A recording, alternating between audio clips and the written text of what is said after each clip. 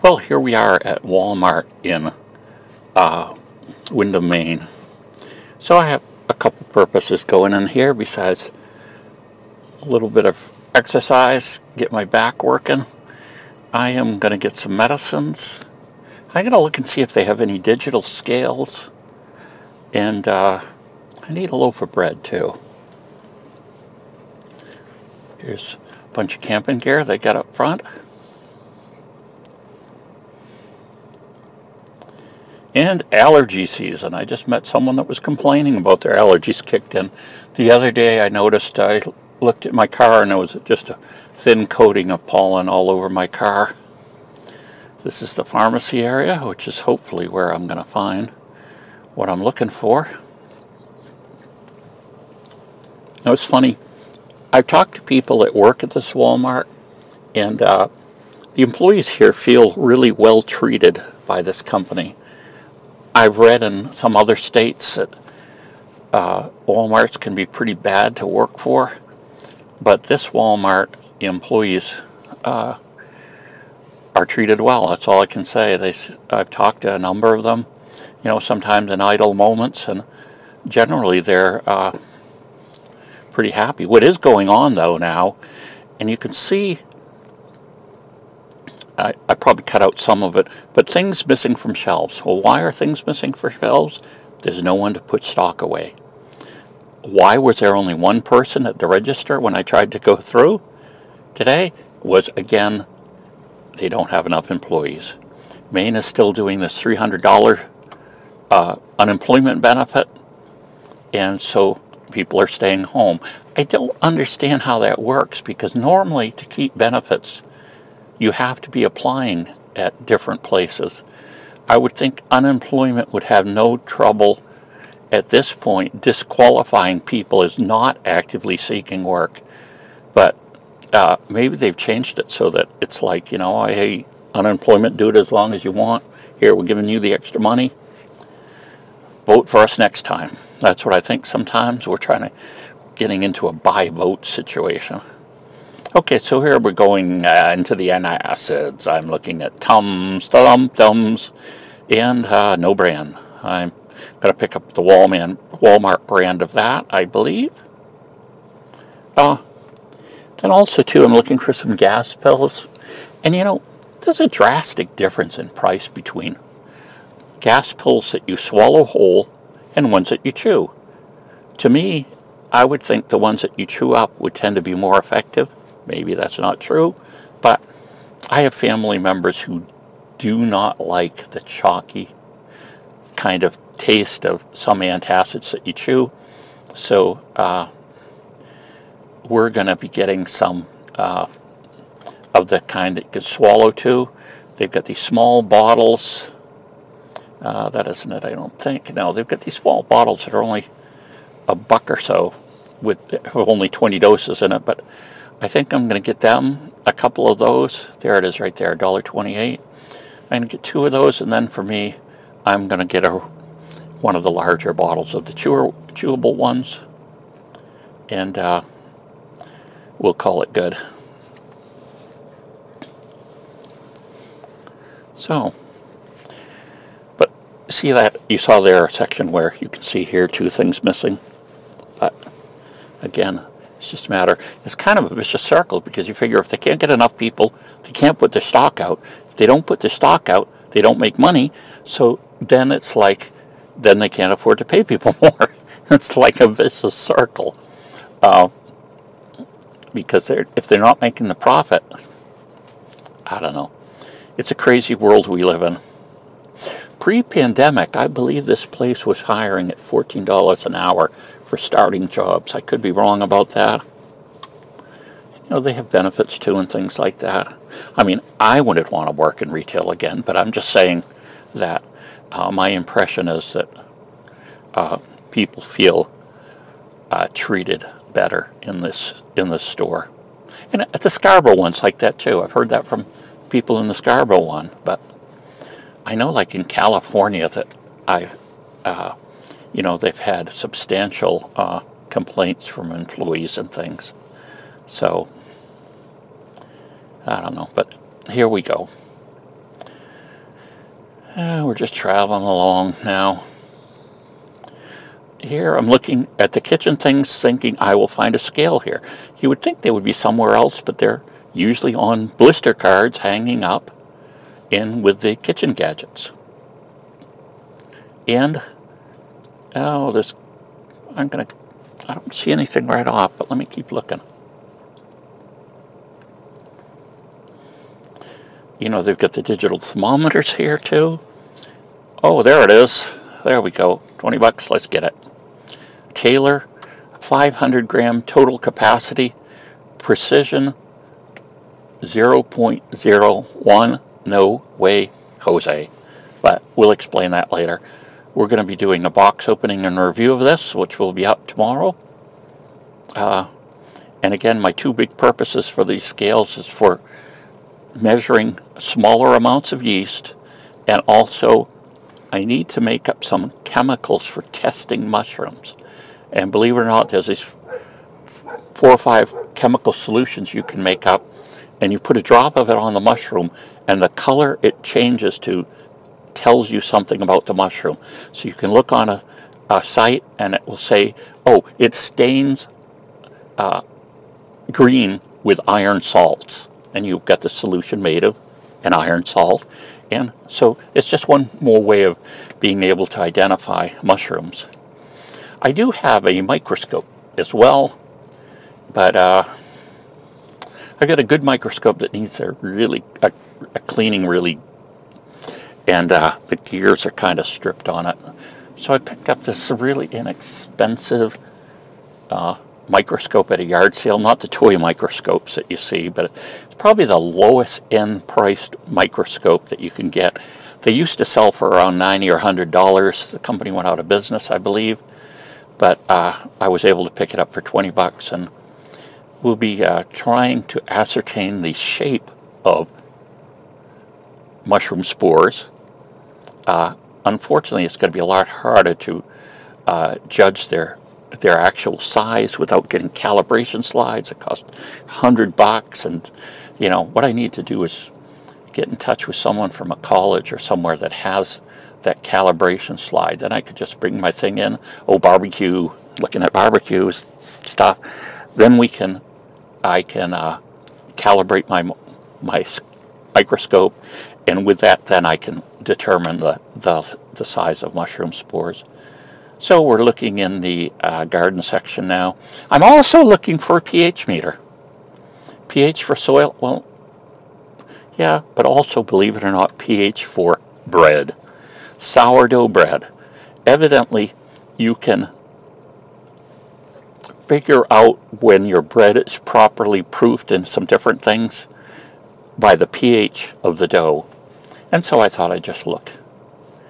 And you know, pH meters you can go from $10 up to $1,000 depending on if you want some lab grade one. And I've used the high-end pH meters in laboratory settings. Oh, here's some of the Fiskar tools, and they got a little bush axe. They've got some folding saws. Those folding saws are big in bushcraft now. I have a Fiskar one that's branded as a Bear Grylls tool, and you know, it's not really that great. It's light duty.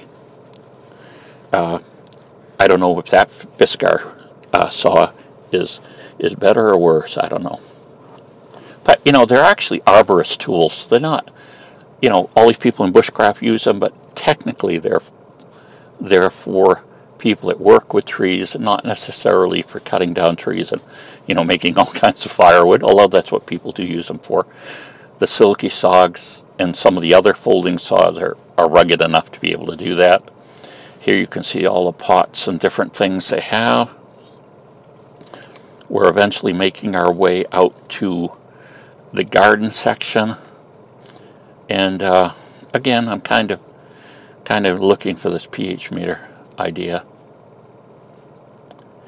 And I do end up asking someone, and they don't have them. You know, the garden section here is actually a little bit on the small side. you know, we've got this period of really hot weather. Probably a lot of people have bought, at this point, you know, all the vegetable seedlings they're going to buy. So now we've got flowers and ornamentals here. Quite a selection of them.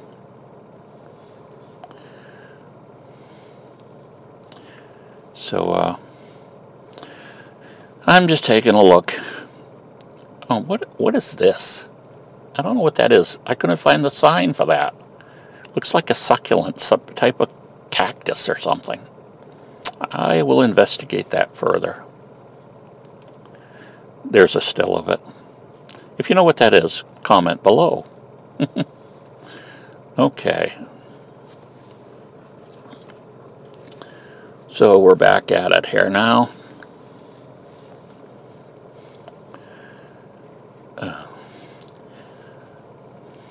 Kind of interesting. We had a day that was like 95 here in Maine recently. It's like, wow. We don't usually have days like that. We've had a week before. I remember a week where it was up above 100 each day, or for a number of days. But hot weather and Maine don't usually go together, and if they do, it's only for a day or two. Then we sink back down into the, oh yeah, it's going to be 60 tonight. At least we bought a small air conditioning, which I featured in one of my other movies that I got, and we've got trees around our house and things, leaf trees, you know, and thank goodness here I am asking about the pH meter. Luckily our house stays cool, and if we don't have that long stretch of heat, it stays pretty good, although we do have an air conditioner for the bedroom. My wife has asthma. I'm old and decrepit, so having one room where you can go and get out of the kind of the humidity and the heat is really nice, especially if you're an oldster. I guess you younger pups could just, you know, grin and bear it all the way through it, I guess, but that isn't what I like to do. If at all possible. And my wife has asthma, so I mean, that's definitely not nice. Oh, so here's just a quick look in a camping section. And I didn't spend long in here because there was someone working here, stocking the shelves. So, whoops. So I was just trying to get a quick look in. I noticed that, let me see, nice waterproof cases. Those are kind of neat. An anchor set for your tent or tarp or whatever. Big selection of first aid kits.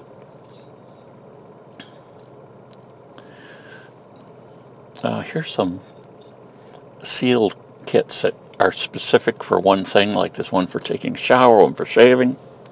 I don't know. Here's our water bottles with filters in them. One thing I noticed is you know, I mentioned about the Camp Axe, and the medium one isn't here. They've got the flat one that they normally have. They get a Calamus one, and the other one they don't have.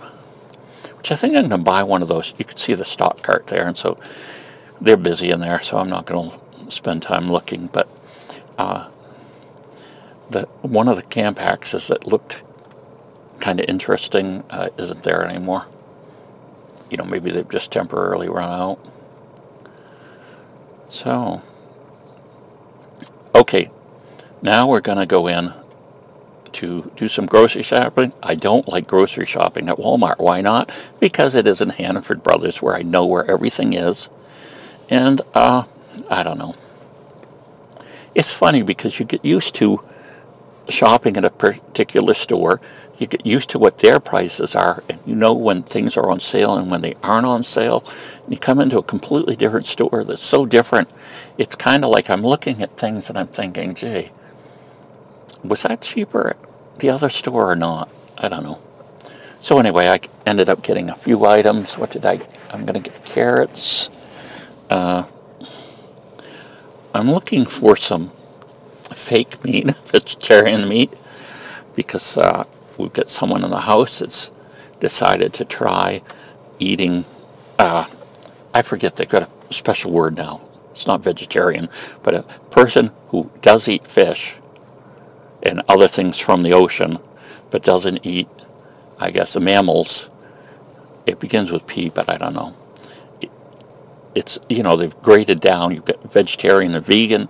Then the vegetarian classification breaks into all these other things depending on, oh yeah, this person eats cheese and eggs, this person dairy, and this person doesn't. So they have buzzwords for all of them. But I don't know. But primarily right now, too, I need a loaf of bread. So I'm going to go down to where the bread is. Oh, canned meat. Oh my goodness.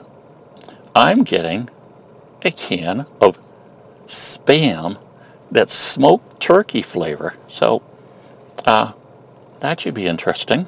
There we go. And Spam is a product that came out of, K-rations that people ate in the military, and it became quite popular in places. In Hawaii, and there are other areas in Asia too, that became the main source of meat for people after the war. And so I guess just about any restaurant you go into in Hawaii, even if it's a high-end restaurant, will usually have at least one dish that includes Spam. I'm looking for some corn too.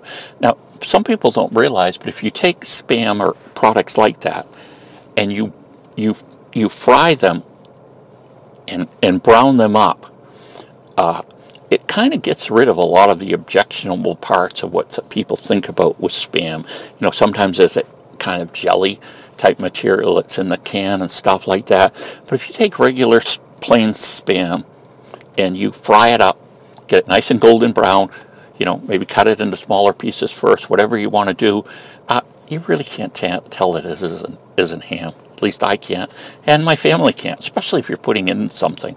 If you're going to do, ham and eggs, slice that Spam up thin, maybe in strips, brown it good on each side, and use that in the omelet, and you're going to be very happy with it.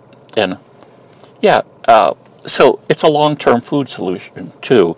If you want to put away, say you've decided you want a week's worth of food for your family, well, Spam can be an addition to it. There we go. We're trying this this bread here, and like I said, I don't know, because of some physical limitations. Sometimes when I go into a place, I want to get everything there. So in other words, I don't want to shop here and then go to Hannaford's. I want to shop in one place and get it all done. Those strawberries, I couldn't find the price on those. Well, here we are. This is pretty much the end. And, I'm going to look for some garlic bread, too. I had to ask someone, and it's kind of over in the corner here. And, oh my goodness, I have to walk by this section with all kinds of, let's see, I'm not going to say it until I see it. All kinds of, meats, no, that isn't it. That isn't it. Cheeses, no. Cheesecakes. Oh, look at them. There they are. Temptation. Keep walking, Mike. Keep walking. Walk. The combinations, let's walk. Phew, I made it past them. Yeah, and they didn't have garlic bread, but they had garlic knots. So I got a package of those. We had them that night, and the family loved them. So, garlic knots. I put in a good word for you. Remember me to your other knots. Product test tomorrow. Be there or be square. Walmart. Bye.